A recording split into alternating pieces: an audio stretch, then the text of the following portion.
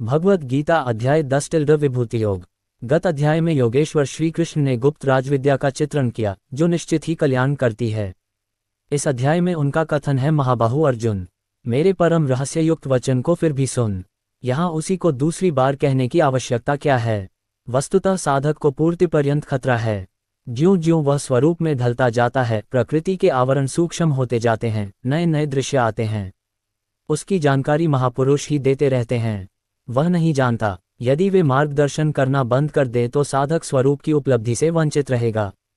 जब तक वह स्वरूप से दूर है तब तक सिद्ध है कि प्रकृति का कोई न कोई आवरण बना है, फिसलने लड़खड़ाने की संभावना बनी रहती है।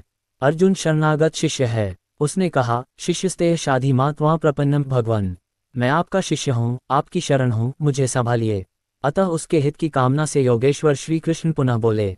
श्री भगवान उवाच, भूयैव महाबाहो शृणु मे परमं वचः यत्तेर प्रियमाणाय वक्ष्यामि हितकाम्यया। एक भावार्थ, श्री भगवान ने कहा है, महाबाहु अर्जुन, और आगे सुनो, चूंकि तुम मेरे प्रिय सखा हो, अतः मैं तुम्हारे लाभ के लिए ऐसा ज्ञान प्रदान करूंगा जो अभी तक मेरे द्वारा बताए गए ज्ञान से श्रेष्ठ होगा। तात्पर्य, पराशर मुनि ने भगवान शब्द की व्याख्या इस प्रकार की है, जो पूर्ण रूप से ऐश्वर्यों, संपूर्ण शक्ति, संपूर्ण यश, संपूर्ण धन, संपूर्ण ज्ञान, संपूर्ण सौंदर्य तथा संपूर्ण त्याग से युक्त है, वह भगवान है। जब कृष्ण इस धराधाम में थे तो उन्होंने 6 ऐश्वर्यों का प्रदर्शन किया था। फलतः पराशर जैसे मुनियों ने कृष्ण को भगवान रूप में स्वीकार किया है। अब अर्जुन को कृष्ण अपने ऐश्वर्यों तथा कार्य का और भी गुह्य ज्ञान प्रदान कर रहे हैं। इसके पूर्व 7वें अध्याय से प्रारंभ करके वे अपनी शक्तियों तथा उनके कार्य करने के विषय में बता चुके हैं। अब इस अध्याय में वे अपने ऐश्वर्यों का वर्णन कर रहे हैं। पिछले अध्याय में उन्होंने दृढ़ विश्वास के साथ भक्ति स्थापित करने में अपनी विभिन्न शक्तियों के योगदान की चर्चा स्पष्टतया की है। इस अध्याय में पुनः वे अर्जुन को अपनी सृष्टियों तथा विभिन्न ऐश्वर्यों के विषय में बता रहे हैं। ज्यों ज्यों भगवान के विषय में कोई सुनता है त्यों त्यों वह भक्ति में रमता जाता है। मनुष्य को चाहिए कि भक्तों की संगति में भगवान के विषय में सदा श्रवण करे, इससे उसकी भक्ति बढ़ेगी। भक्तों के समाज में ऐसी चर्चाएं केवल उन लोगों के बीच हो सकती हैं जो सचमुच कृष्ण भावनामृत के इच्छुक हों। ऐसी चर्चाओं में अन्य लोग भाग नहीं ले सकते। भगवान अर्जुन से स्पष्ट शब्दों में कहते हैं कि चूंकि तुम मुझे अत्यंत प्रिय हो, अतः तुम्हारे लाभ के लिए ऐसी बातें कह रहा हूँ। न मे विदुसुर्गणाः प्रभव न महर्षयः अहमादिर्हि देवाना महर्षिणा च सर्वशः। 2 भावार्थ, न तो देवतागण मेरी उत्पत्ति या ऐश्वर्य को जानते हैं और न महर्षिगण ही जानते हैं, क्योंकि मैं सभी प्रकार से देवताओं और महर्षियों का भी कारण स्वरूप उद्गम हूँ। तात्पर्य, जैसा कि ब्रह्म संहिता में कहा गया है, भगवान कृष्ण ही परमेश्वर हैं। उनसे बढ़कर कोई नहीं है, वे समस्त कारणों के कारण हैं। यहाँ पर भगवान स्वयं कहते हैं कि वे समस्त देवताओं तथा ऋषियों के कारण हैं। देवता तथा महर्षि तक कृष्ण को नहीं समझ पाते। जब वे उनके नाम या उनके व्यक्तित्व को नहीं समझ पाते तो इस क्षुद्रलोक के तथाकथित विद्वानों के विषय में क्या कहा जा सकता है? कोई नहीं जानता कि परमेश्वर क्यों मनुष्य रूप में इस पृथ्वी पर आते हैं और ऐसे विस्मयजनक असामान्य कार्यकलाप करते हैं। तब तो ये समझ लेना चाहिए कि कृष्ण को जानने के लिए विद्वत्ता आवश्यक नहीं है। बड़े बड़े देवताओं तथा ऋषियों ने मानसिक चिंतन द्वारा कृष्ण को जानने का प्रयास किया किंतु जान नहीं पाए।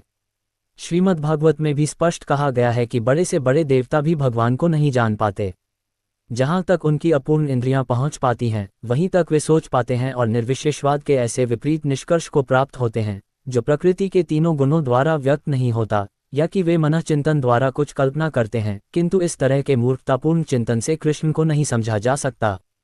यहाँ पर भगवान अप्रत्यक्ष रूप में ये कहते हैं कि यदि कोई परम सत्य को जानना चाहता है तो लो, मैं भगवान के रूप में यहाँ हूँ, मैं परम भगवान हूँ। मनुष्य को चाहिए कि इसे समझे। यद्यपि अचिंत्य भगवान को साक्षात रूप में कोई नहीं जान सकता तो भी वे विद्यमान रहते हैं। वास्तव में हम सच्चिदानंद रूप कृष्ण को तभी समझ सकते हैं जब भगवद गीता तथा श्रीमद् भागवत में उनके वचनों को पढ़ें। जो भगवान की अपराशक्ति में हैं, उन्हें ईश्वर की अनुभूति किसी शासन करने वाली शक्ति या निर्विशेष ब्रह्म रूप में होती है, किंतु भगवान को जानने के लिए दिव्य स्थिति में होना आवश्यक है। चूंकि अधिकांश लोग कृष्ण को उनके वास्तविक रूप में नहीं समझ पाते, अतः वे अपनी अहेतुकी कृपा से ऐसे चिंतकों पर दया दिखाने के लिए अवतरित होते हैं।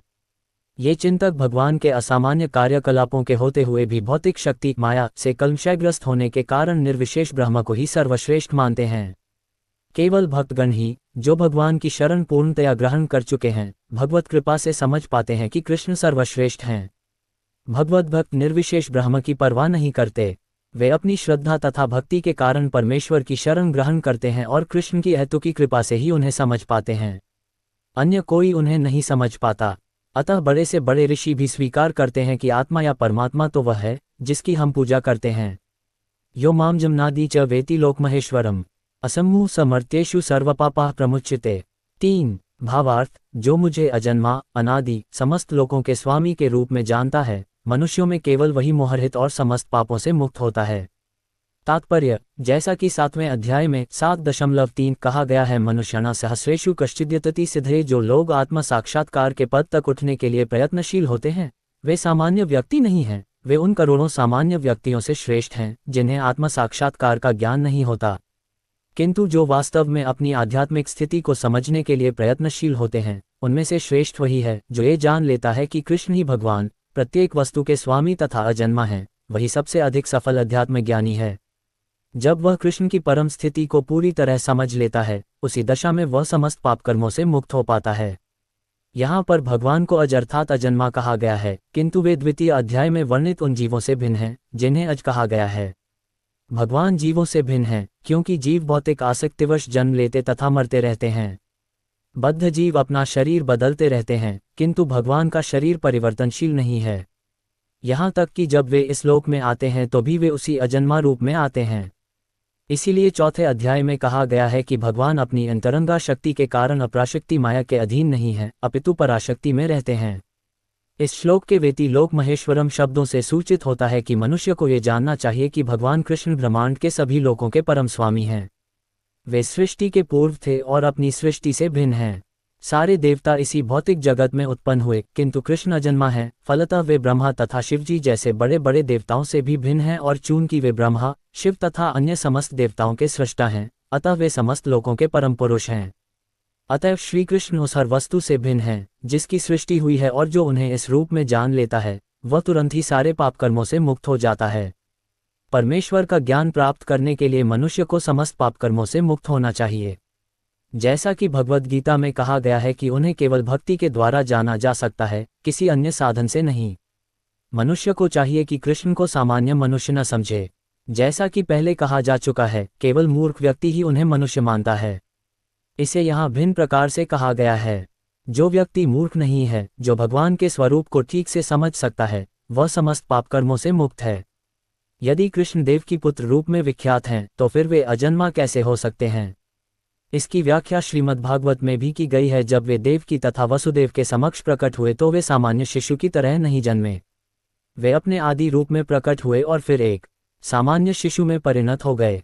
कृष्ण की अध्यक्षता में जो भी कर्म किया जाता है वह दिव्य है। वह शुभ या अशुभ फलों से दूषित नहीं होता। इस जगत में शुभ या अशुभ वस्तुओं का बोध बहुत कुछ मनोधर्म है, क्योंकि इस भौतिक जगत में कुछ भी शुभ नहीं है। प्रत्येक वस्तु अशुभ है क्योंकि प्रकृति स्वयं ही अशुभ है। हम इसे शुभ मानने की कल्पना मात्र करते हैं। वास्तविक मंगल तो पूर्ण भक्ति और सेवाभाव से युक्त कृष्ण भावनामृत पर ही निर्भर करता है।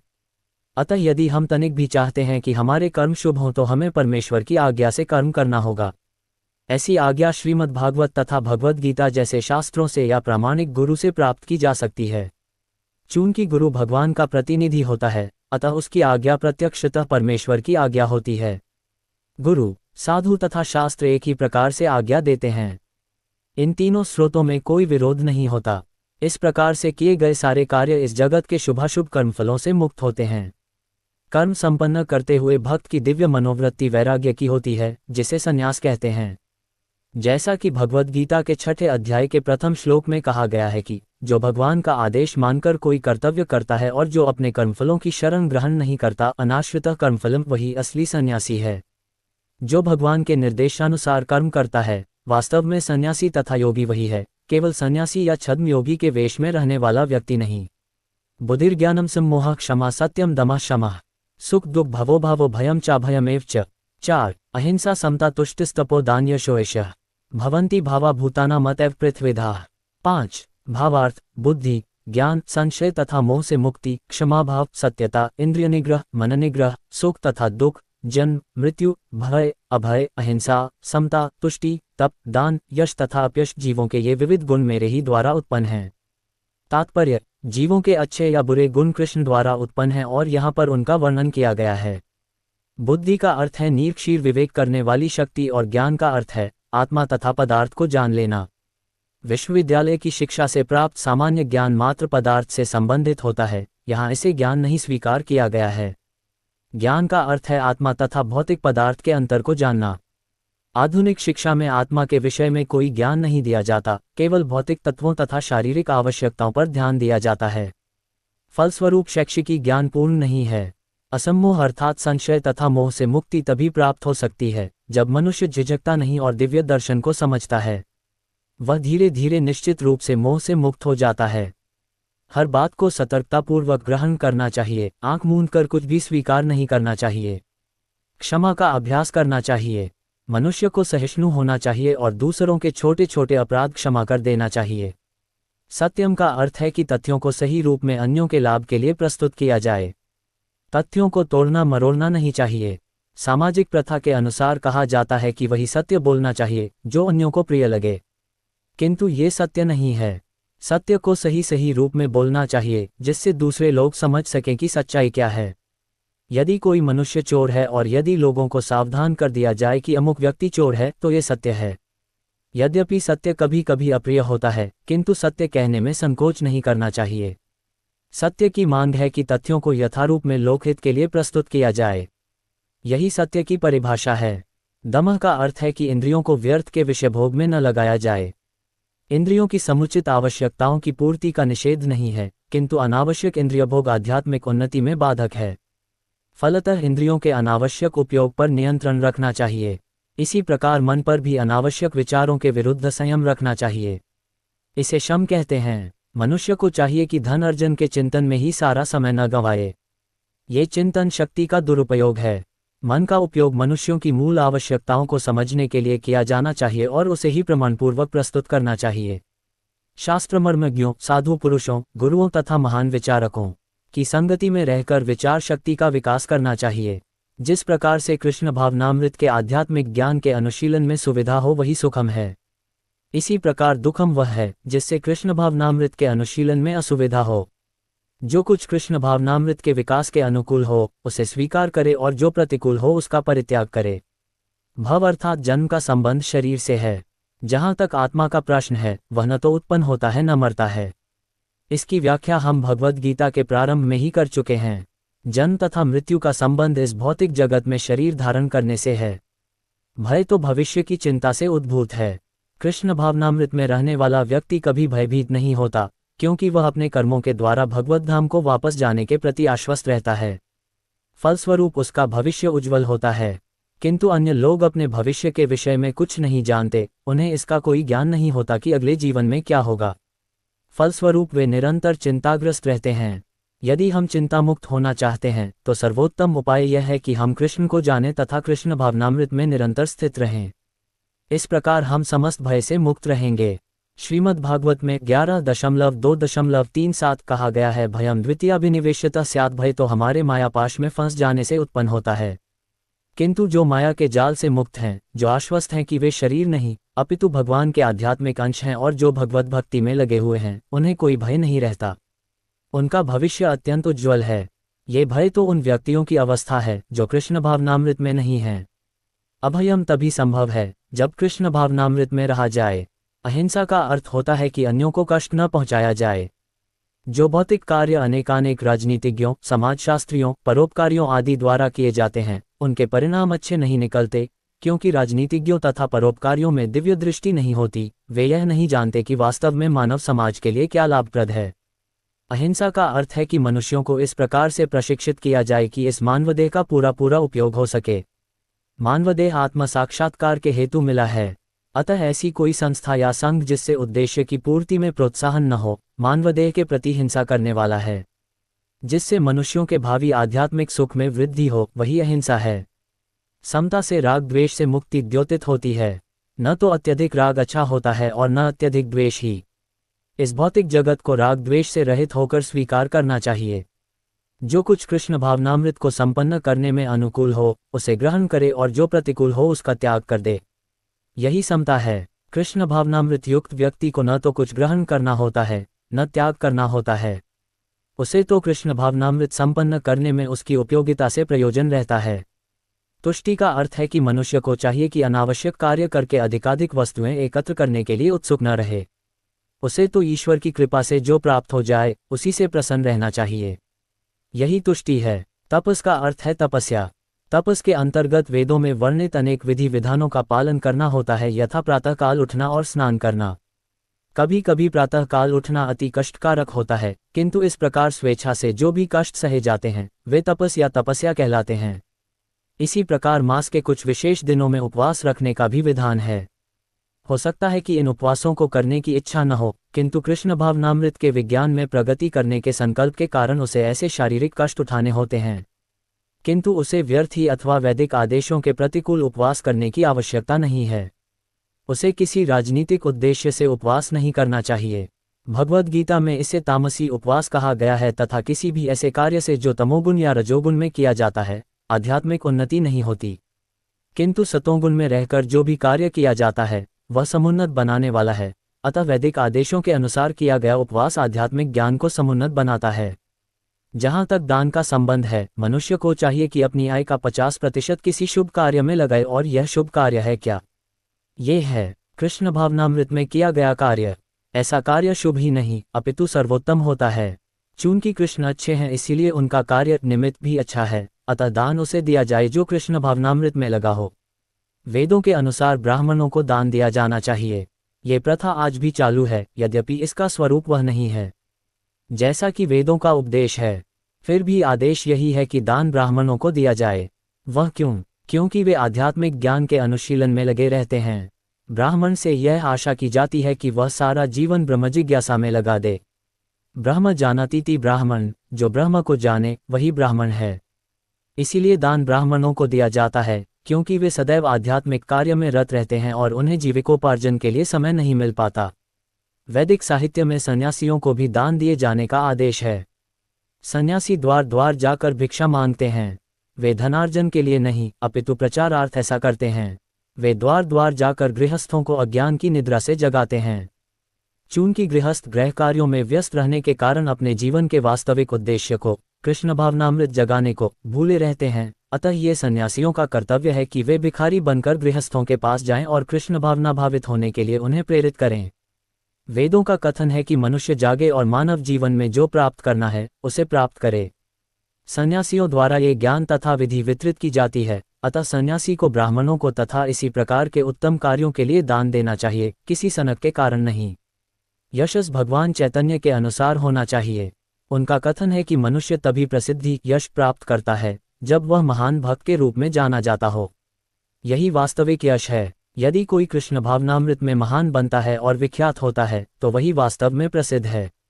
जिसे ऐसा यश प्राप्त न हो वह प्रसिद्ध है। ये सारे गुण संसार भर में मानव समाज में तथा देव समाज में प्रकट होते हैं।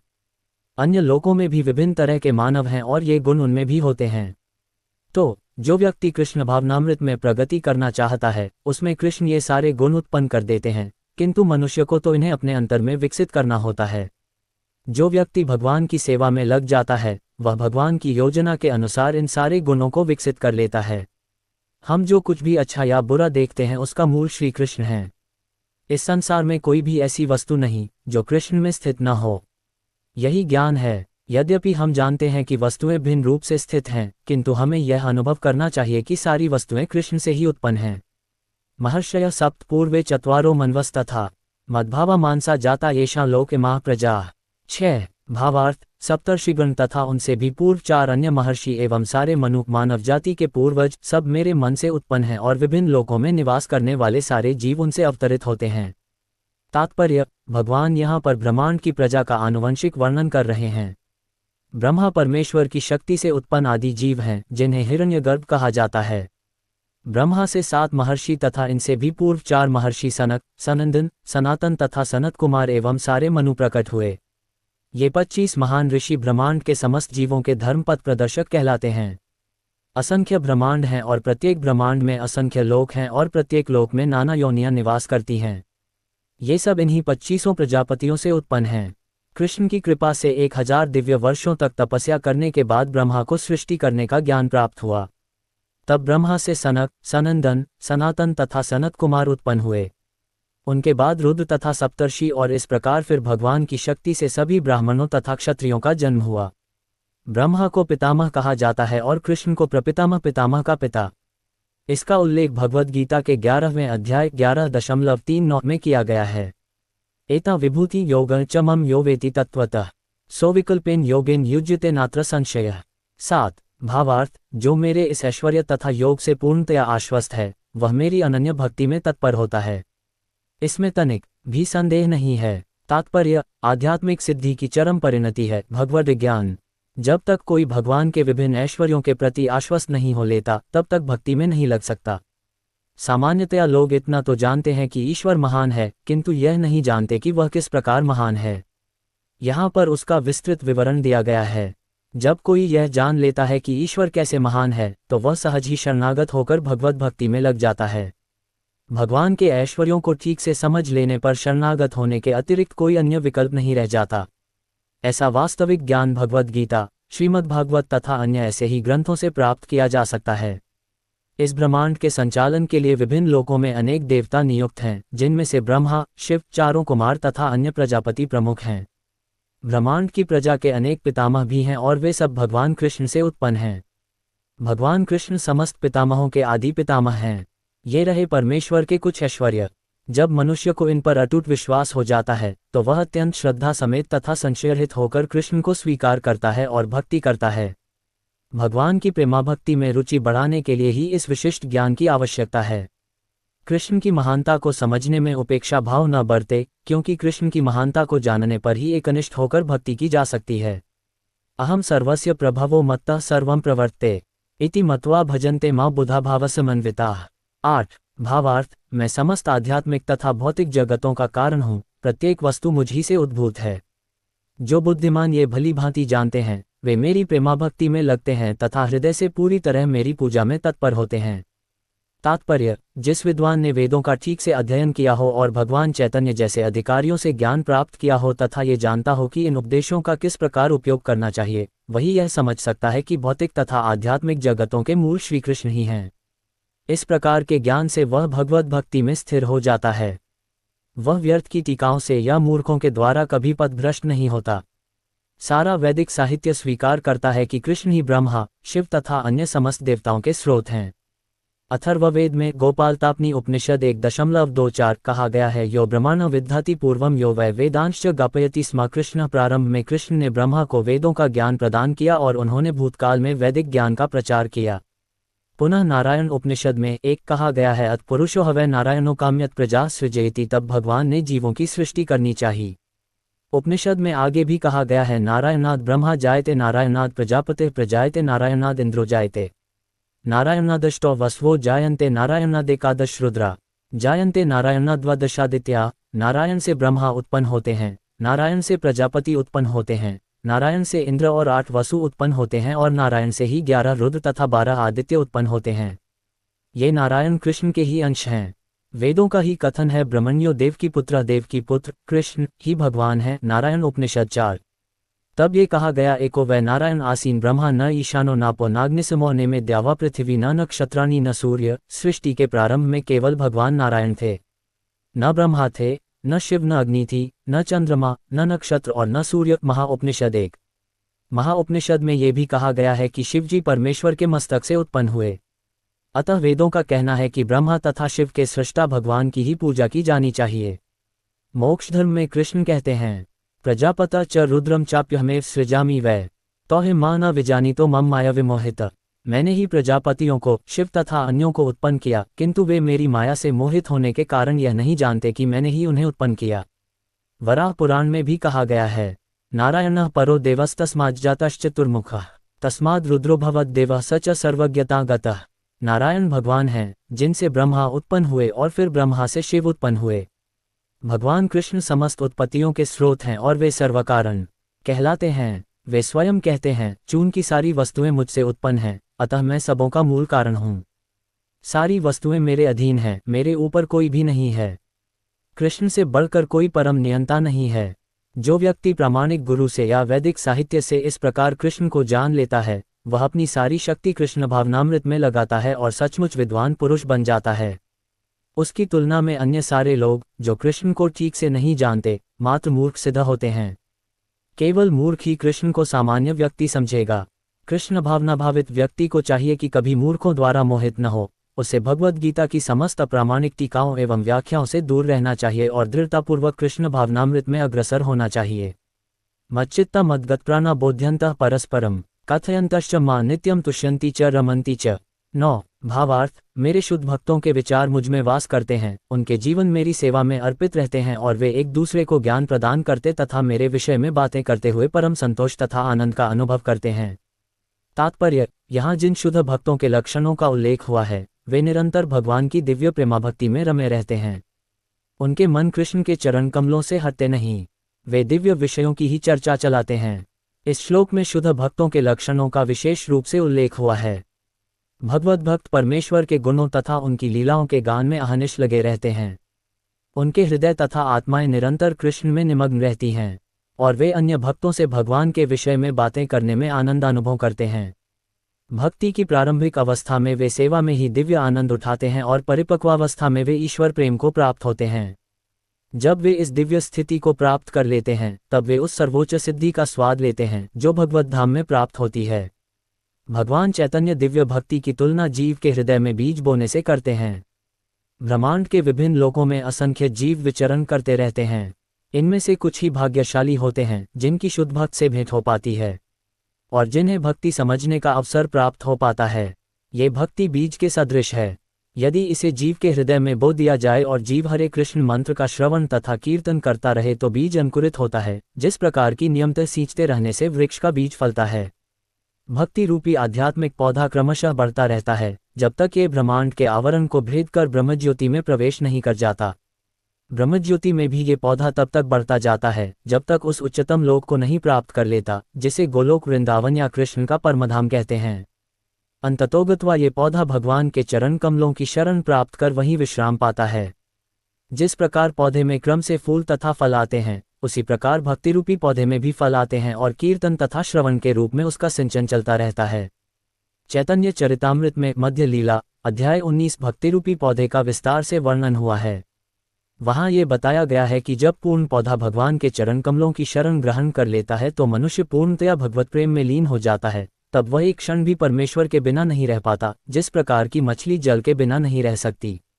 ऐसी अवस्था में भक्त वास्तव में परमेश्वर के संसर्ग से दिव्य गुण प्राप्त कर लेता है। श्रीमद् भागवत में भी भगवान तथा उनके भक्तों के संबंध के विषय में ऐसी अनेक कथाएं हैं। इसीलिए श्रीमद् भागवत भक्तों को अत्यंत प्रिय है, जैसा कि भागवत में ही 12, 13, 18 कहा गया है, श्रीमद् भागवतम पुराण अम्लम यद्वैष्णवाना प्रियम। ऐसी कथा में भौतिक कार्यों, आर्थिक विकास, इंद्रिय तृप्ति या मोक्ष के विषय में कुछ भी नहीं है। श्रीमद् भागवत ही एकमात्र ऐसी कथा है जिसमें भगवान तथा उनके भक्तों की दिव्य प्रकृति का पूर्ण वर्णन मिलता है।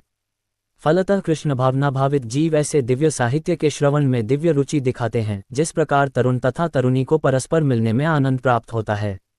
तेषां सततयुक्ताना भजता प्रीतिपूर्वकम ददामि बुद्धियोग तम यैन मामुप्यांति ते। 10 भावार्थ, जो प्रेमपूर्वक मेरी सेवा करने में निरंतर लगे रहते हैं, उन्हें मैं ज्ञान प्रदान करता हूँ, जिसके द्वारा वे मुझ तक आ सकते हैं। तात्पर्य, इस श्लोक में बुद्धि योगम शब्द अत्यंत महत्वपूर्ण है। हमें स्मरण हो कि द्वितीय अध्याय में भगवान ने अर्जुन को उपदेश देते हुए कहा था कि मैं तुम्हें अनेक विषयों के बारे में बता चुका हूँ और अब मैं तुम्हें बुद्धियोग की शिक्षा दूंगा।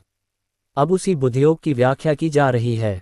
बुद्धियोग कृष्ण भावनामृत में रहकर कार्य करने को कहते हैं और यही उत्तम बुद्धि है। बुद्धि का अर्थ है बुद्धि और योग का अर्थ है यौगिक गतिविधियां अथवा यौगिक उन्नति। जब कोई भगवत धाम को जाना चाहता है और भक्ति में वह कृष्ण भावनामृत को ग्रहण कर लेता है तो उसका ये कार्य बुद्धियोग कहलाता है।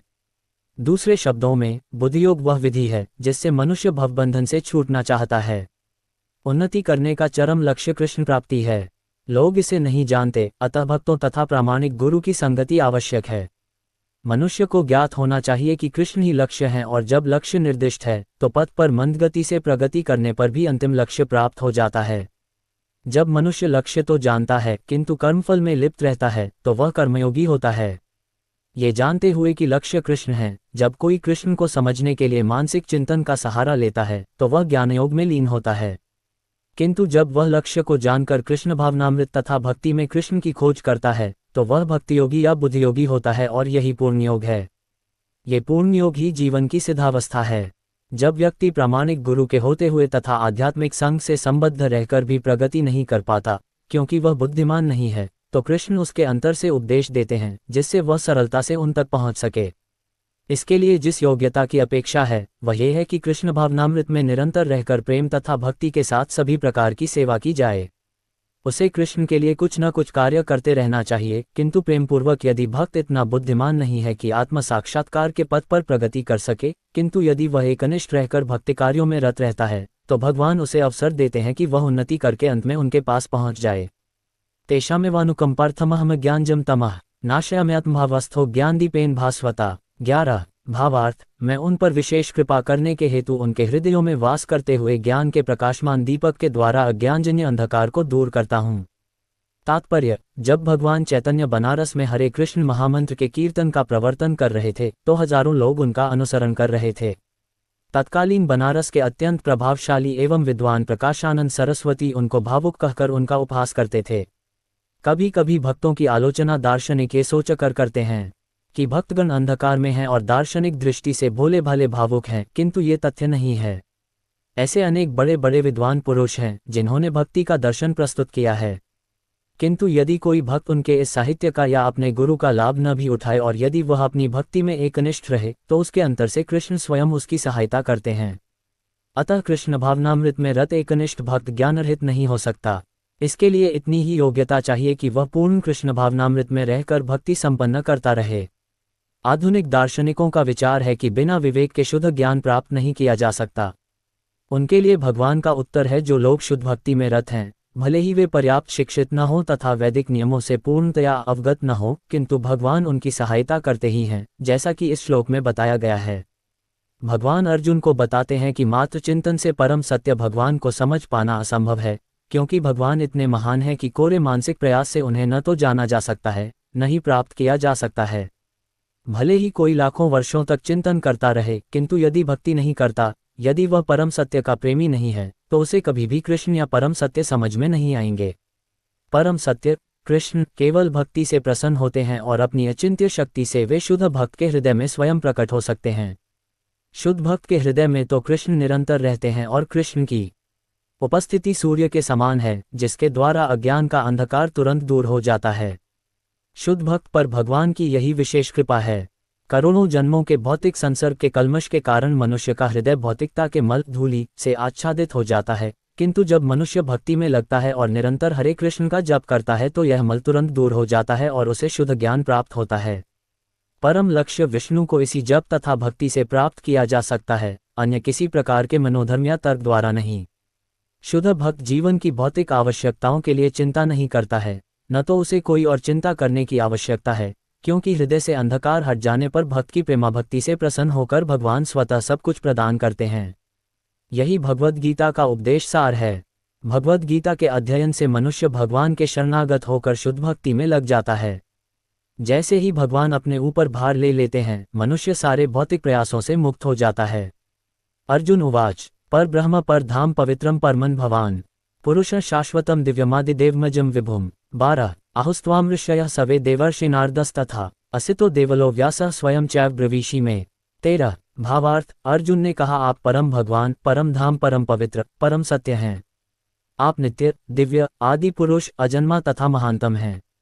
नारद, असित, देवल तथा व्यास जैसे ऋषि आपके इस सत्य की पुष्टि करते हैं और अब आप स्वयं भी मुझसे प्रकट कह रहे हैं। तात्पर्य, इन 2 श्लोकों में भगवान आधुनिक दार्शनिक को अवसर प्रदान करते हैं, क्योंकि यहाँ ये स्पष्ट है कि परमेश्वर जीवात्मा से भिन्न है। इस अध्याय के 4 महत्वपूर्ण श्लोकों को सुनकर अर्जुन की सारी शंकाएं जाती रहीं और उसने कृष्ण को भगवान स्वीकार कर लिया। उसने तुरंत ही उद्घोष किया, आप परब्रह्म हैं। इसके पूर्व कृष्ण कह चुके हैं कि वे प्रत्येक वस्तु तथा प्रत्येक प्राणी के आदि कारण हैं। प्रत्येक देवता तथा प्रत्येक मनुष्य उन पर आश्रित है। वे अज्ञानवश अपने को भगवान से परम स्वतंत्र मानते हैं। ऐसा अज्ञान भक्ति करने से पूरी तरह मिट जाता है। भगवान ने पिछले श्लोक में इसकी पूरी व्याख्या की है। अब भगवत कृपा से अर्जुन उन्हें परम सत्य रूप में स्वीकार कर रहा है, जो वैदिक आदेशों के सर्वथा अनुरूप है। ऐसा नहीं है कि परम सखा होने के कारण अर्जुन कृष्ण की चाटुकारी करते हुए उन्हें परम सत्य भगवान कह रहा है। इन 2 श्लोकों में अर्जुन जो भी कहता है उसकी पुष्टि वैदिक सत्य द्वारा होती है। वैदिक आदेश इसकी पुष्टि करते हैं कि जो कोई परमेश्वर की भक्ति करता है वही उन्हें समझ सकता है, अन्य कोई नहीं। इन श्लोकों में अर्जुन द्वारा कहे शब्द वैदिक आदेशों द्वारा पुष्ट होते हैं। केन उपनिषद में कहा गया है कि परब्रह्म प्रत्येक वस्तु के आश्रय हैं और कृष्ण पहले ही कह चुके हैं कि सारी वस्तुएं उन्हीं पर आश्रित हैं। मुंडक उपनिषद में पुष्टि की गई है कि जिन परमेश्वर पर सब कुछ आश्रित है उन्हें उनके चिंतन में रत रहकर ही प्राप्त किया जा सकता है। कृष्ण का ये निरंतर चिंतन स्मरणम है जो भक्ति की नव विधियों में से है। भक्ति के द्वारा ही मनुष्य कृष्ण की स्थिति को समझ सकता है और इस भौतिक देह से छुटकारा पा सकता है। वेदों में परमेश्वर को परम पवित्र माना गया है। जो व्यक्ति कृष्ण को परम पवित्र मानता है वह समस्त पापकर्मों से शुद्ध हो जाता है। भगवान की शरण में गए बिना पापकर्मों से शुद्धि नहीं हो पाती। अर्जुन द्वारा कृष्ण को परम पवित्र मानना वेद सम्मत है। इसकी पुष्टि नारद आदि ऋषियों द्वारा भी हुई है। कृष्ण भगवान हैं और मनुष्य को चाहिए कि वह निरंतर उनका ध्यान करते हुए उनसे दिव्य संबंध स्थापित करे। वे परम अस्तित्व हैं। वे समस्त शारीरिक आवश्यकताओं तथा जन्म मरण से मुक्त हैं। इसकी पुष्टि अर्जुन ही नहीं अपितु सारे वेद पुराण तथा इतिहास ग्रंथ करते हैं। सारे वैदिक साहित्य में कृष्ण का ऐसा वर्णन मिलता है और भगवान स्वयं भी 4 अध्याय में कहते हैं, यद्यपि मैं अजन्मा हूँ किंतु धर्म की स्थापना के लिए इस पृथ्वी पर प्रकट होता हूँ। वे परम पुरुष हैं, उनका कोई कारण नहीं है क्योंकि वे समस्त कारणों के कारण हैं और सब कुछ उन्हीं से उद्भूत है। ऐसा पूर्ण ज्ञान केवल भगवत कृपा से प्राप्त होता है। यहाँ पर अर्जुन कृष्ण की कृपा से ही अपने विचार व्यक्त करता है। यदि हम भगवद गीता को समझना चाहते हैं तो हमें इन दोनों श्लोकों के कथनों को स्वीकार करना होगा। ये परंपरा प्रणाली कहलाती है, अर्थात गुरु परंपरा को मानना। परंपरा प्रणाली के बिना भगवद गीता को नहीं समझा जा सकता। ये तथाकथित विद्यालय शिक्षा द्वारा संभव नहीं है। दुर्भाग्यवश जिन्हें अपनी उच्च शिक्षा का घमंड है वे वैदिक साहित्य के इतने प्रमाणों के होते हुए भी अपने इस दुराग्रह पर अड़े रहते हैं कि कृष्ण एक सामान्य व्यक्ति हैं। सर्वमितधृत मन्ये यन्मावर्जी केशव न हिते भगवन व्यक्तिन विदुर्देवा न दानवाह। 14 भावार्थ। हे कृष्ण, आपने मुझसे जो कुछ कहा है उसे मैं पूर्णतया सत्य मानता हूँ। हे प्रभु, न तो देवतागण न असुरगण ही आपके स्वरूप को समझ सकते हैं। तात्पर्य, यहाँ पर अर्जुन इसकी पुष्टि करता है कि श्रद्धाहीन तथा आसुरी प्रकृति वाले लोग कृष्ण को नहीं समझ सकते। जब देवतागण तक उन्हें नहीं समझ पाते तो आधुनिक जगत के तथाकथित विद्वानों का क्या कहना। भगवत कृपा से अर्जुन समझ गया कि परम सत्य कृष्ण हैं और वे संपूर्ण हैं। अतः हमें अर्जुन के पथ का अनुसरण करना चाहिए। उसे भगवद गीता का प्रमाण प्राप्त था। जैसा कि भगवद गीता के 4 अध्याय में कहा गया है, भगवद गीता के समझने की गुरु परंपरा का ह्रास हो चुका था। अतः कृष्ण ने अर्जुन से उसकी पुनः स्थापना की क्योंकि वे अर्जुन को अपना परमप्रिय सखा तथा भक्त समझते थे। अतः जैसा कि गीतोपनिषद की भूमिका में हमने कहा है, भगवद गीता का ज्ञान परंपरा विधि से प्राप्त करना चाहिए। परंपरा विधि के लुप्त होने पर उसके सूत्रपात के लिए अर्जुन को चुना गया। हमें चाहिए कि अर्जुन का हम अनुसरण करें जिसने कृष्ण की सारी बातें जान लीं। तभी हम भगवद गीता के सार को समझ सकेंगे और तभी कृष्ण को भगवान रूप में जान सकेंगे। स्वयमेवात्मनात्मान्वेयत त्वं पुरुषोत्तम भूतभावन भूतेश देवदेव जगत पते। 15 भावार्थ। हे परम पुरुष, हे सबके उद्गम, हे समस्त प्राणियों के स्वामी, हे देवों के देव, हे ब्रह्मांड के प्रभु। निस्संदेह एकमात्र आप ही अपने को अपनी अंतरंगाशक्ति से जानने वाले हैं। तात्पर्य, परमेश्वर कृष्ण को वे ही जान सकते हैं जो अर्जुन तथा उसके अनुयायियों की भांति भक्ति करने के माध्यम से भगवान के संपर्क में रहते हैं। आसुरी या नास्तिक प्रकृति वाले लोग कृष्ण को नहीं जान सकते। ऐसा मनोधर्म जो भगवान से दूर ले जाए परम पातक है और जो कृष्ण को नहीं जानता उसे भगवद गीता की टीका करने का प्रयत्न नहीं करना चाहिए। भगवद गीता कृष्ण की वाणी है और चूंकि यह कृष्ण का तत्व विज्ञान है, अतः इसे कृष्ण से ही समझना चाहिए जैसा कि अर्जुन ने किया। इसे नास्तिकों से ग्रहण नहीं करना चाहिए। श्रीमद् भागवत में 1.2.11 कहा गया है कि वदन्ति तत्तत्त्वविदस्तत्त्वं यज्ञानमद्वयम् भ्रमेति परमात्मेति भगवानिति शब्द्यते। परम सत्य का अनुभव 3 प्रकार से किया जाता है, निराकार ब्रह्म, अंतर्यामी परमात्मा तथा भगवान। अतः परम सत्य के ज्ञान की अंतिम अवस्था भगवान है। हो सकता है कि सामान्य व्यक्ति अथवा ऐसा मुक्त पुरुष भी जिसने निराकार ब्रह्म अथवा अंतर्यामी परमात्मा का साक्षात्कार किया है, भगवान को न समझ पाए। अतः ऐसे व्यक्तियों को चाहिए कि वे भगवान को भगवद गीता के श्लोकों से जानने का प्रयास करें, जिन्हें स्वयं कृष्ण ने कहा है। कभी कभी निर्विशेषवादी कृष्ण को भगवान के रूप में या उनकी प्रामाणिकता को स्वीकार करते हैं, किंतु अनेक मुक्त पुरुष कृष्ण को पुरुषोत्तम रूप में नहीं समझ पाते। इसीलिए अर्जुन उन्हें पुरुषोत्तम कहकर संबोधित करता है। इतने पर भी कुछ लोग यह नहीं समझ पाते कि कृष्ण समस्त जीवों के जनक हैं। इसीलिए अर्जुन उन्हें भूत भावन कहकर संबोधित करता है। यदि कोई उन्हें भूत भावन के रूप में समझ लेता है तो भी वह उन्हें परम नियंता के रूप में नहीं जान पाता। इसीलिए उन्हें यहाँ पर भूतेश या परम नियंता कहा गया है। यदि कोई भूतेश रूप में भी उन्हें समझ लेता है तो भी उन्हें समस्त देवताओं के उद्गम रूप में नहीं समझ पाता। इसीलिए उन्हें देवदेव, सभी देवताओं का पूजनीय देव कहा गया है। यदि देवदेव रूप में भी उन्हें समझ लिया जाए तो वे प्रत्येक वस्तु के परम स्वामी के रूप में समझ में नहीं आते। इसीलिए यहाँ पर उन्हें जगतपति कहा गया है। इस प्रकार अर्जुन की अनुभूति के आधार पर कृष्ण विषयक सत्य की स्थापना इस श्लोक में हुई है। हमें चाहिए कि कृष्ण को यथारूप में समझने के लिए हम अर्जुन के पदचिह्नों का अनुसरण करें। वक्तुमर्हस्य शेषेण दिव्याह्यात्म विभूतयः याभिर्विभूतिभिर्लोकानिमांस्त्वं व्याप्य तिष्ठसि। 16 भावार्थ, कृपा करके विस्तारपूर्वक मुझे अपने उन दैवी ऐश्वर्यों को बताएं जिनके द्वारा आप इन समस्त लोकों में व्याप्त हैं। तात्पर्य, इस श्लोक से ऐसा लगता है कि अर्जुन भगवान संबंधी अपने ज्ञान से पहले से संतुष्ट है। कृष्ण कृपा से अर्जुन को व्यक्तिगत अनुभव, बुद्धि तथा ज्ञान और मनुष्य को इन साधनों से जो कुछ भी प्राप्त हो सकता है वह सब प्राप्त है, तथा उसने कृष्ण को भगवान के रूप में समझ रखा है। उसे किसी प्रकार का संशय नहीं है, तो भी वह कृष्ण से अपनी सर्वव्यापकता की व्याख्या करने के लिए अनुरोध करता है। सामान्य जन तथा विशेष रूप से निर्विशेषवादी भगवान की सर्वव्यापकता के विषय में अधिक विचारशील रहते हैं। अतः अर्जुन श्री कृष्ण से पूछता है कि वे अपनी विभिन्न शक्तियों के द्वारा किस प्रकार सर्वव्यापी रूप में विद्यमान रहते हैं। हमें ये जानना चाहिए कि अर्जुन सामान्य लोगों के हित के लिए ही ये पूछ रहा है। कथ विद्यामह योगिंस्त्वा सदा परिचिन्तयन् केषु केषु च भावेषु चिन्त्योऽसि भगवन्मया। 17 भावार्थ, हे कृष्ण, हे परम योगी, मैं किस तरह आपका निरंतर चिंतन करूं और आपको कैसे जानूं। हे भगवान, आपका स्मरण किन किन रूपों में किया जाए। तात्पर्य, जैसा कि पिछले अध्याय में कहा जा चुका है, भगवान अपनी योगमाया से आच्छादित रहते हैं। केवल शरणागत भक्तजन ही उन्हें देख सकते हैं। अब अर्जुन को विश्वास हो चुका है कि उसके मित्र कृष्ण भगवान हैं, किंतु वह उस सामान्य विधि को जानना चाहता है जिसके द्वारा सर्वसाधारण लोग भी उन्हें सर्वव्यापी रूप से समझ सकें। असुरों तथा नास्तिकों सहित सामान्य जन कृष्ण को नहीं जान पाते, क्योंकि भगवान अपनी योगमाया शक्ति से आच्छादित रहते हैं। दूसरी बात यह है कि ये प्रश्न जनसामान्य के लाभ हेतु पूछे जा रहे हैं। उच्च कोटि का भक्त केवल अपने ही ज्ञान के प्रति चिंतित नहीं रहता, अपितु सारी मानव जाति के ज्ञान के लिए भी रहता है। अतः अर्जुन वैष्णव या भक्त होने के कारण अपने दयालु भाव से सामान्य जनों के लिए भगवान के सर्वव्यापक रूप के ज्ञान का द्वार खोल रहा है। वह कृष्ण को जानबूझकर योगिन कहकर संबोधित करता है, क्योंकि वे योगमाया शक्ति के स्वामी हैं, जिसके कारण वे सामान्य जन के लिए अप्रकट या प्रकट होते हैं। सामान्य जन, जिसे कृष्ण के प्रति कोई प्रेम नहीं है, कृष्ण के विषय में निरंतर नहीं सोच सकता। वह तो भौतिक चिंतन करता है। अर्जुन इस संसार के भौतिकतावादी लोगों की चिंतन प्रवृत्ति के विषय में विचार कर रहा है। केषु केषु च भावेषु शब्द भौतिक प्रकृति के लिए प्रयुक्त है। भाव का अर्थ है भौतिक वस्तु।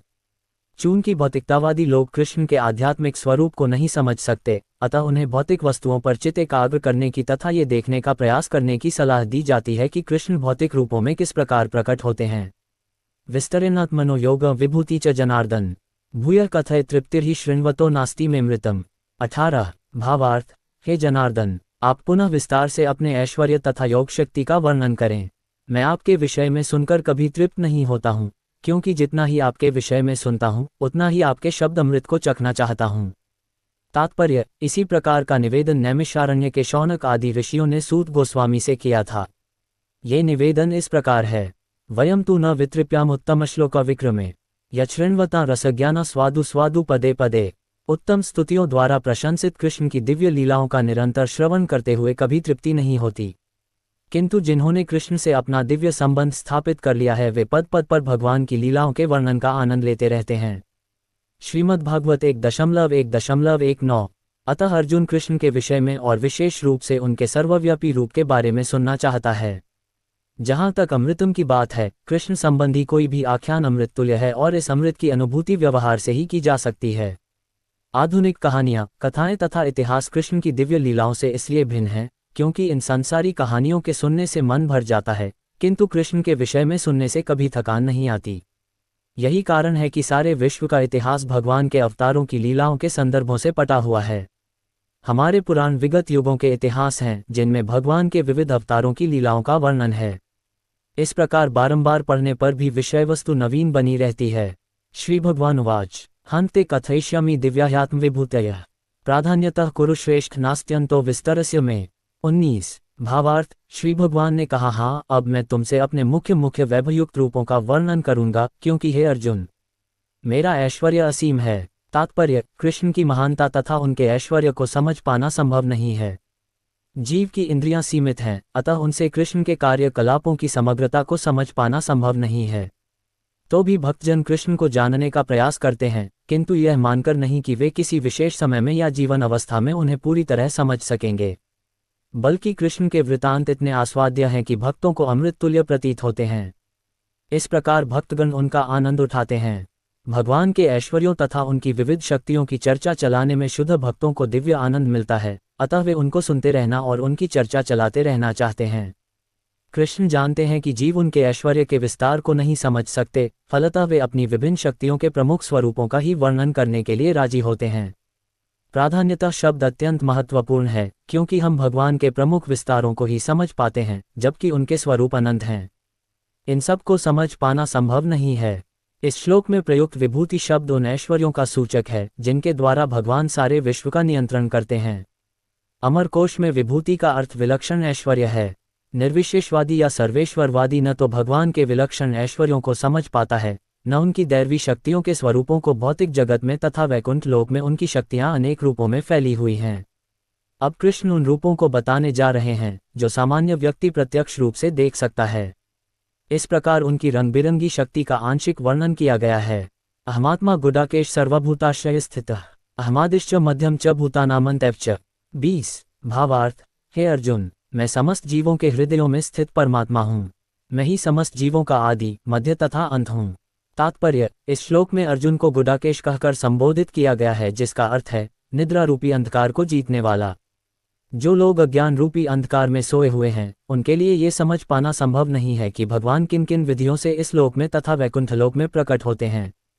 अतः कृष्ण द्वारा अर्जुन के लिए इस प्रकार का संबोधन महत्वपूर्ण है। चूंकि अर्जुन ऐसे अंधकार से ऊपर है, अतः भगवान उससे विविध ऐश्वर्यों को बताने के लिए तैयार हो जाते हैं। सर्वप्रथम कृष्ण अर्जुन को बताते हैं कि वे अपने मूल विस्तार के कारण समग्र दृश्य जगत की आत्मा हैं। भौतिक सृष्टि के पूर्व भगवान अपने मूल विस्तार के द्वारा पुरुष अवतार धारण करते हैं और उन्हीं से सब कुछ आरंभ होता है। अतः वे प्रधान महत्तत्व की आत्मा हैं। इस सृष्टि का कारण महत्तत्व नहीं होता, वास्तव में महाविष्णु संपूर्ण भौतिक शक्ति या महत्तत्व में प्रवेश करते हैं। वे आत्मा हैं। जब महाविष्णु इन प्रकटीभूत ब्रह्मांडों में प्रवेश करते हैं तो वे प्रत्येक जीव में पुनः परमात्मा के रूप में प्रकट होते हैं। हमें ज्ञात है कि जीव का शरीर आत्मा के स्फुलिंग की उपस्थिति के कारण विद्यमान रहता है। बिना आध्यात्मिक स्फुलिंग के शरीर विकसित नहीं हो सकता। उसी प्रकार भौतिक जगत का तब तक विकास नहीं होता जब तक परमात्मा कृष्ण का प्रवेश नहीं हो जाता। जैसा कि सुबल उपनिषद में कहा गया है, प्रकृत्यादि सर्वभूतांतर्यामी सर्वशेषी च नारायण। परमात्मा रूप में भगवान समस्त प्रकृतिभूत ब्रह्मांडों में विद्यमान हैं। श्रीमद् भागवत में तीनों पुरुष अवतारों का वर्णन हुआ है। सातवां तंत्र में भी इनका वर्णन मिलता है। विष्णुस्तु त्रीणि रूपाणि पुरुषाख्यान्यथो विदु। भगवान इस लोक में अपने 3 स्वरूपों को प्रकट करते हैं, कारणोत्कर्षाय विष्णु, गर्भोत्कर्षाय विष्णु तथा क्षीरोत्कर्षाय विष्णु। ब्रह्म संहिता में 5.47 महाविष्णु या कारणोत्कर्षाय विष्णु का वर्णन मिलता है। यह कारणार्णवजले भजति स्म योग निद्राम सर्वकारण। कारण भगवान कृष्ण महाविष्णु के रूप में कारणार्णव में शयन करते हैं, अतः भगवान ही इस ब्रह्मांड के आदि कारण, पालक तथा समस्त शक्ति के अवसान हैं। आदित्यानामः विष्णु ज्योतिषा रविरंशुमान मरीचिर्मरुतामस्मि नक्षत्रानामः शशि। 21 भावार्थ, मैं आदित्यों में विष्णु, प्रकाशों में तेजस्वी सूर्य, मरुतों में मरीचि तथा नक्षत्रों में चंद्रमा हूँ। तात्पर्य, आदित्य 12 हैं जिनमें कृष्ण प्रधान हैं। आकाश में टिमटिमाते ज्योतिपुंजों में सूर्य मुख्य है और ब्रह्म संहिता में तो सूर्य को भगवान का तेजस्वी नेत्र कहा गया है। अंतरिक्ष में 50 प्रकार के वायु प्रवहमान हैं, जिनमें से वायु अधिष्ठाता मरीचि कृष्ण का प्रतिनिधि है। नक्षत्रों में रात्रि के समय चंद्रमा सर्वप्रमुख नक्षत्र है, अतः वह कृष्ण का प्रतिनिधि है। इस श्लोक से प्रतीत होता है कि चंद्रमा एक नक्षत्र है, अतः आकाश में टिमटिमाने वाले तारे भी सूर्य प्रकाश को परावर्तित करते हैं। वैदिक वाङ्मय में ब्रह्मांड के अंतर्गत अनेक सूर्यों के सिद्धांत को स्वीकृति प्राप्त नहीं है। सूर्य एक है और सूर्य के प्रकाश से चंद्रमा प्रकाशित है तथा अन्य नक्षत्र भी। चूंकि भगवद गीता से सूचित होता है कि चंद्रमा एक नक्षत्र है, अतः टिमटिमाते तारे सूर्य न होकर चंद्रमा के सदृश हैं। वेदाना सामवेदोस्मि देवानामस्मि वासवः इंद्रियाणा मंश्चास्मि भूतानामस्मि चेतना। 22 भावार्थ, मैं वेदों में सामवेद हूँ, देवों में स्वर्ग का राजा इंद्र हूँ, इंद्रियों में मन हूँ तथा समस्त जीवों में जीवनी शक्ति चेतना हूँ। तात्पर्य, पदार्थ तथा जीव में यह अंतर है कि पदार्थ में जीवों के समान चेतना नहीं होती, अतः ये चेतना परम तथा शाश्वत है। पदार्थों के संयोग से चेतना उत्पन्न नहीं की जा सकती। रुद्राणा शंकरश्चास्मि वित्तेशो यक्षरक्षसाम वसुना पावकश्चास्मि मेरु शिखरिनामहम्। 23 भावार्थ, मैं समस्त रुद्रों में शिव हूँ, यक्षों तथा राक्षसों में संपत्ति का देवता कुबेर हूँ, वसुओं में अग्नि हूँ और समस्त पर्वतों में मेरु हूँ। तात्पर्य, 11 रुद्रों में शंकर या शिव प्रमुख हैं।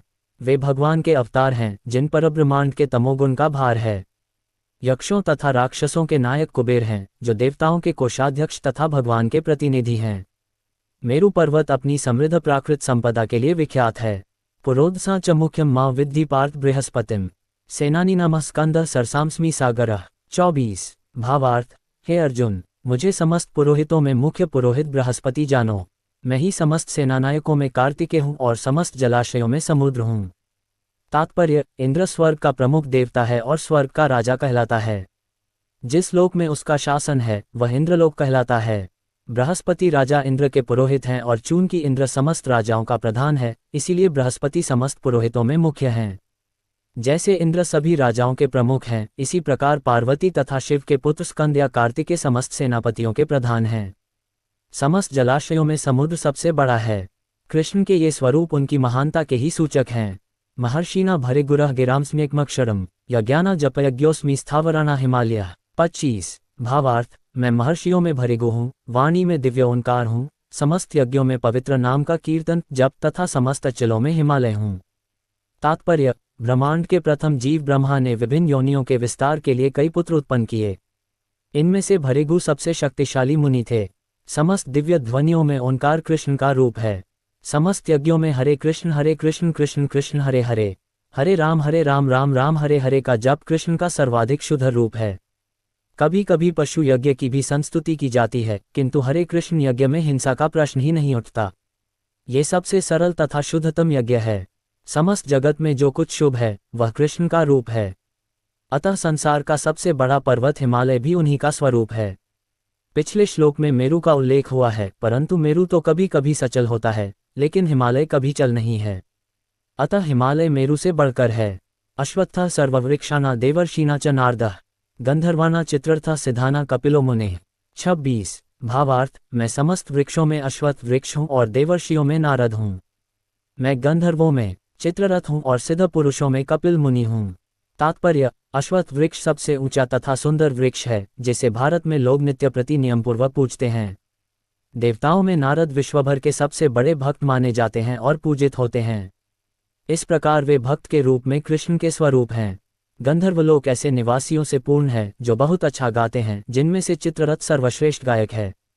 सिद्ध पुरुषों में से देवहूति के पुत्र कपिल मुनि कृष्ण के प्रतिनिधि हैं। वे कृष्ण के अवतार माने जाते हैं। इनका दर्शन भागवत में उल्लिखित है। बाद में भी एक अन्य कपिल प्रसिद्ध हुए, किंतु वे नास्तिक थे, अतः इन दोनों में महान अंतर है। उच्चैश्रवसमश्वाना विद्धि मामृतद्भवम् ऐरावतम गजेंद्राणा नराणा च नराधिपम। 27 भावार्थ, घोड़ों में मुझे उच्चैश्रवा जानो, जो अमृत के लिए समुद्र मंथन के समय उत्पन्न हुआ था। गजराजों में मैं ऐरावत हूँ तथा मनुष्यों में राजा हूँ। तात्पर्य, एक बार देवों तथा असुरों ने समुद्र मंथन में भाग लिया। इस मंथन से अमृत तथा विष प्राप्त हुए। विष को तो शिवजी ने पी लिया, किंतु अमृत के साथ अनेक जीव उत्पन्न हुए, जिनमें उच्चैश्रवा नामक घोड़ा भी था। इसी अमृत के साथ एक अन्य पशु ऐरावत नामक हाथी भी उत्पन्न हुआ था। चूंकि ये दोनों पशु अमृत के साथ उत्पन्न हुए थे, अतः इनका विशेष महत्व है और ये कृष्ण के प्रतिनिधि हैं। मनुष्यों में राजा कृष्ण का प्रतिनिधि है, क्योंकि कृष्ण ब्रह्मांड के पालक हैं और अपने दैवी गुणों के कारण नियुक्त किए गए राजा भी अपने राज्यों के पालनकर्ता होते हैं। महाराज युधिष्ठिर, महाराज परीक्षित तथा भगवान राम जैसे राजा अत्यंत धर्मात्मा थे, जिन्होंने अपनी प्रजा का सदैव कल्याण सोचा। वैदिक साहित्य में राजा को ईश्वर का प्रतिनिधि माना गया है, किंतु इस युग में धर्म के ह्रास होने से राजतंत्र का पतन हुआ और अंततः विनाश हो गया है। किंतु ये समझना चाहिए कि भूतकाल में लोग धर्मात्मा राजाओं के अधीन रहकर अधिक सुखी थे। आयुधानामः वज्रम धेनुनामस्मि कामधोक प्रजंश्चास्मि कंदर्पः सर्पानामस्मि वासुके। 28 भावार्थ, मैं हथियारों में वज्र हूँ, गायों में सुरभि, संतति उत्पत्ति के कारणों में प्रेम का देवता कामदेव तथा सर्पों में वासुकी हूँ। तात्पर्य, वज्र सचमुच अत्यंत बलशाली हथियार है और यह कृष्ण की शक्ति का प्रतीक है। वैकुंठलोक में स्थित कृष्णलोक की गायें किसी भी समय दुही जा सकती हैं और उनसे जो जितना चाहे उतना दूध प्राप्त कर सकता है। निस्संदेह इस जगत में ऐसी गायें नहीं मिलती, किंतु कृष्णलोक में इनके होने का उल्लेख है। भगवान ऐसी अनेक गायें रखते हैं जिन्हें सुरभि कहा जाता है। कहा जाता है कि भगवान ऐसी गायों के चराने में व्यस्त रहते हैं। कंदर्प काम वासना है, जिससे अच्छे पुत्र उत्पन्न होते हैं। कभी कभी केवल इंद्रिय तृप्ति के लिए संभोग किया जाता है, किंतु ऐसा संभोग कृष्ण का प्रतीक नहीं है। अच्छी संतान की उत्पत्ति के लिए किया गया संभोग कंदर्प कहलाता है और वह कृष्ण का प्रतिनिधि होता है। अनंतश्चास्मि नागाना वरुणो यादसामहम पितृनामर्यमा चास्मि यमः संयमतामहम। 29 भावार्थ, अनेक फनों वाले नागों में मैं अनंत हूँ और जलचरों में वरुण देव हूँ। मैं पितरों में अर्यमा हूँ तथा नियमों के निर्वाहकों में मैं मृत्युराज यम हूँ। तात्पर्य, अनेक फनों वाले नागों में अनंत सबसे प्रधान है और इसी प्रकार जलचरों में वरुण देव प्रधान हैं। ये दोनों कृष्ण का प्रतिनिधित्व करते हैं। इसी प्रकार पितृलोक के अधिष्ठाता अर्यमा हैं, जो कृष्ण के प्रतिनिधि हैं। ऐसे अनेक जीव हैं जो दुष्टों को दंड देते हैं, किंतु इनमें यम प्रमुख हैं। यम पृथ्वीलोक के निकटवर्ती लोक में रहते हैं। मृत्यु के बाद पापी लोगों को वहां ले जाया जाता है और यम उन्हें तरह तरह का दंड देने की व्यवस्था करते हैं। प्रहलादश्चास्मि दैत्याना कालः कलयतामहम मृगाना च मृगंद्रोहम वैन्तेयश्च पक्षिणाम। 30 भावार्थ, दैत्यों में मैं भक्तराज प्रहलाद हूँ, दमन करने वालों में काल हूँ, पशुओं में सिंह हूँ तथा पक्षियों में गरुड़ हूँ। तात्पर्य, दिति तथा अदिति दो बहनें थीं। अदिति के पुत्र आदित्य कहलाते हैं और दिति के दैत्य सारे आदित्य भगवत भक्त निकले और सारे दैत्य नास्तिक। यद्यपि प्रहलाद का जन्म दैत्य कुल में हुआ था, किंतु वे बचपन से ही परम भक्त थे। अपनी भक्ति तथा दैवी गुण के कारण वे कृष्ण के प्रतिनिधि माने जाते हैं। दमन के अनेक नियम हैं, किंतु काल इस संसार की हर वस्तु को क्षीण कर देता है, अतः वह कृष्ण का प्रतिनिधित्व कर रहा है। पशुओं में सिंह सबसे शक्तिशाली तथा हिंस्र होता है और पक्षियों के लाखों प्रकारों में भगवान विष्णु का वाहन गरुड़ सबसे महान है। पवनः पवतामस्मि रामः शस्त्रभुतामहम झषाणा मक्रश्चास्मि स्रोतसामस्मि जाह्नवी। 31 भावार्थ, समस्त पवित्र करने वालों में मैं वायु हूँ, शस्त्रधारियों में राम, मछलियों में मगर तथा नदियों में गंगा हूँ। तात्पर्य, समस्त जलचरों में मगर सबसे बड़ा और मनुष्य के लिए सबसे घातक होता है, अतः मगर कृष्ण का प्रतिनिधित्व करता है। सर्गानामदिरंतश्च मध्यम चैवाहम अर्जुन अध्यात्म विद्या विद्याना वादः प्रवदतामहम। 32 भावार्थ, हे अर्जुन, मैं समस्त सृष्टियों का आदि, मध्य और अंत हूँ। मैं समस्त विद्याओं में अध्यात्म विद्या हूँ और तर्कशास्त्रियों में मैं निर्णायक सत्य हूँ। तात्पर्य, सृष्टियों में सर्वप्रथम समस्त भौतिक तत्वों की सृष्टि की जाती है। जैसा कि पहले बताया जा चुका है, ये दृश्य जगत महाविष्णु, गर्भोत्कर्षाय विष्णु तथा क्षीरोत्कर्षाय विष्णु द्वारा उत्पन्न और संचालित है। बाद में इसका संहार शिवजी द्वारा किया जाता है। ब्रह्मा गौण सृष्टा हैं। सृजन, पालन तथा संहार करने वाले ये सारे अधिकारी परमेश्वर के भौतिक गुणों के अवतार हैं, अतः वे ही समस्त सृष्टि के आदि, मध्य तथा अंत हैं। उच्च विद्या के लिए ज्ञान के अनेक ग्रंथ हैं, यथा चारों वेद, उनके 6 वेदांग, वेदांत सूत्र, तर्क ग्रंथ, धर्म ग्रंथ, पुराण, इस प्रकार कुल 14 प्रकार के ग्रंथ हैं। इनमें से अध्यात्म विद्या संबंधी ग्रंथ, विशेष रूप से वेदांत सूत्र, कृष्ण का स्वरूप है। तर्कशास्त्रियों में विभिन्न प्रकार के तर्क होते रहते हैं। प्रमाण द्वारा तर्क की पुष्टि, जिससे विपक्ष का भी समर्थन हो, जल्प कहलाता है। प्रतिद्वंद्वी को हराने का प्रयास मात्र वितंडा है, किंतु वास्तविक निर्णयवाद कहलाता है। ये निर्णयात्मक सत्य कृष्ण का स्वरूप है। अक्षराणाम कारोस्मि द्वंद्वः सामासिकस्य च अहमेवाक्षयः कालो धाताहम विश्वतोमुखः। 33 भावार्थ, अक्षरों में मैं अकार हूँ और समासों में द्वंद्व समास हूँ। मैं शाश्वत काल भी हूँ और सृष्टाओं में ब्रह्मा हूँ। तात्पर्य: अकार अर्थात संस्कृत अक्षरमाला का प्रथम अक्षर अ वैदिक साहित्य का शुभारंभ है। अकार के बिना कोई स्वर उच्चरित नहीं हो सकता, इसीलिए यह आदि स्वर है। संस्कृत में कई तरह के सामासिक शब्द होते हैं, जिनमें से रामकृष्ण जैसे दोहरे शब्द द्वंद्व कहलाते हैं। इस समास में राम तथा कृष्ण अपने उसी रूप में हैं, अतः ये समास द्वंद्व कहलाता है। समस्त मारने वालों में काल सर्वोपरि है, क्योंकि यह सबों को मारता है। काल कृष्ण स्वरूप है, क्योंकि समय आने पर प्रलयाग्नि से सब कुछ लय हो जाएगा। सृजन करने वाले जीवों में चतुर्मुख ब्रह्मा प्रधान हैं, अतः वे भगवान कृष्ण के प्रतीक हैं। मृत्यु सर्वहरश्चाहमुद्भवश्च भविष्यताम् कीर्ते श्रीर्वाच नारीना स्मृतिर्मेधा धृते क्षमा। 34। भावार्थ: मैं सर्वभक्षी मृत्यु हूँ और मैं ही आगे होने वालों को उत्पन्न करने वाला हूँ। स्त्रियों में कीर्ति, श्री, वाक, स्मृति, मेघा, धृति तथा क्षमा हूँ। तात्पर्य: ज्यों ही मनुष्य जन्म लेता है, वह क्षण क्षण मरता रहता है। इस प्रकार मृत्यु समस्त जीवों का हर क्षण भक्षण करती रहती है, किंतु अंतिम आघात मृत्यु कहलाता है। यह मृत्यु कृष्ण ही है। जहाँ तक भावी विकास का संबंध है, सारे जीवों में 6 परिवर्तन होते हैं। वे जन्मते हैं, बढ़ते हैं, कुछ काल तक संसार में रहते हैं, संतान उत्पन्न करते हैं, क्षीण होते हैं और अंत में समाप्त हो जाते हैं।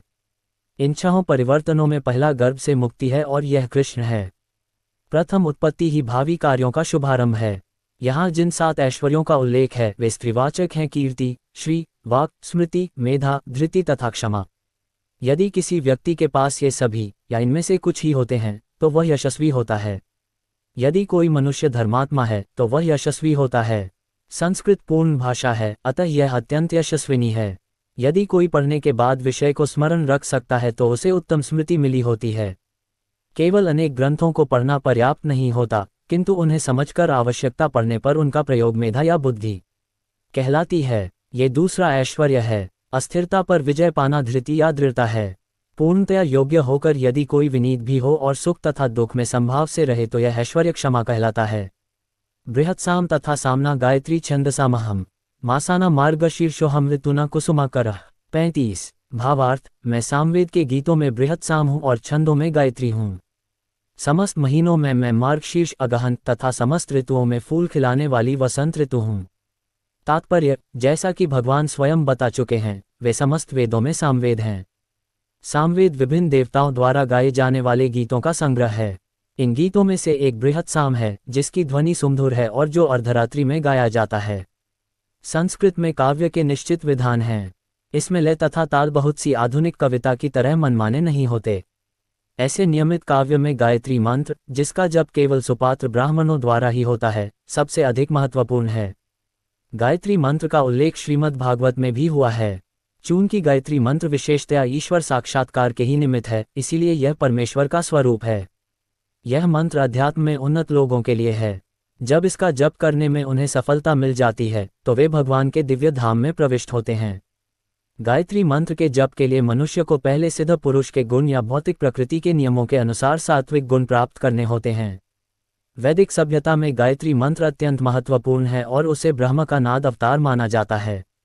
ब्रह्मा इसके गुरु हैं और शिष्य परंपरा द्वारा यह उनसे आगे बढ़ता रहा है। मासों में अगहन मार्गशीर्ष मास सर्वोत्तम माना जाता है, क्योंकि भारत में इस मास में खेतों से अन्न एकत्र किया जाता है और लोग अत्यंत प्रसन्न रहते हैं। निस्संदेह वसंत ऐसी ऋतु है जिसका विश्वभर में सम्मान होता है, क्योंकि यह न तो बहुत गर्म रहती है, न सर्द, और इसमें वृक्षों में फूल आते हैं। वसंत में कृष्ण की लीलाओं से संबंधित अनेक उत्सव भी मनाए जाते हैं, अतः इसे समस्त ऋतुओं सर्वाधिक उल्लासपूर्ण माना जाता है और यह भगवान कृष्ण की प्रतिनिधि है। द्युच्छलयतामस्मि तेजस्तेजस्विनामहम जयोस्मि व्यवसायोस्मि सत्वम सत्ववतामहम। 36। भावार्थ: मैं छलियों में जुआ हूँ और तेजस्वियों में तेज हूँ। मैं विजय हूँ, साहस हूँ और बलवानों का बल हूँ। तात्पर्य: ब्रह्मांड में अनेक प्रकार के छलियाँ हैं। समस्त छल कपट कर्मों में द्यूत क्रीड़ा जुआ सर्वोपरि है और यह कृष्ण का प्रतीक है। परमेश्वर के रूप में कृष्ण किसी भी सामान्य पुरुष की अपेक्षा अधिक कपटी छल करने वाले हो सकते हैं। यदि कृष्ण किसी से छल करने की सोच लेते हैं तो कोई उनसे पार नहीं पा सकता। उनकी महानता एकांगी न होकर सर्वांगी है। वे विजयी पुरुषों की विजय हैं। वे तेजस्वियों के तेज हैं। साहसी तथा कर्मठों में वे सर्वाधिक साहसी तथा कर्मठ हैं। वे बलवानों में सर्वाधिक बलवान हैं। जब कृष्ण इस धराधाम में विद्यमान थे तो कोई भी उन्हें बल में हरा नहीं सकता था। यहाँ तक कि अपने बाल्यकाल में उन्होंने गोवर्धन पर्वत उठा लिया था। उन्हें न तो कोई छल में हरा सकता है, न तेज में, न विजय में, न साहस तथा बल में।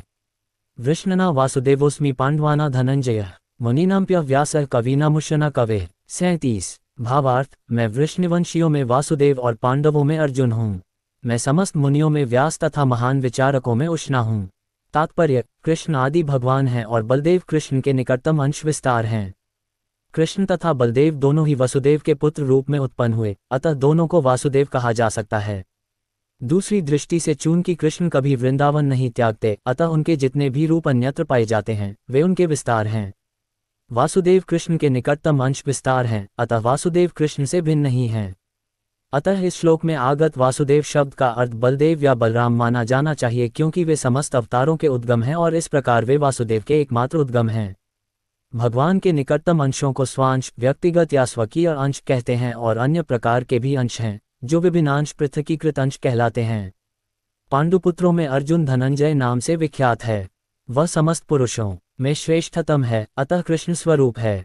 मुनियों अर्थात वैदिक ज्ञान में पटु विद्वानों में व्यास सबसे बड़े हैं, क्योंकि उन्होंने कलियुग में लोगों को समझाने के लिए वैदिक ज्ञान को अनेक प्रकार से प्रस्तुत किया, और व्यास कृष्ण के एक अवतार भी माने जाते हैं, अतः वे कृष्ण स्वरूप हैं। कविगण किसी विषय पर गंभीरता से विचार करने में समर्थ होते हैं।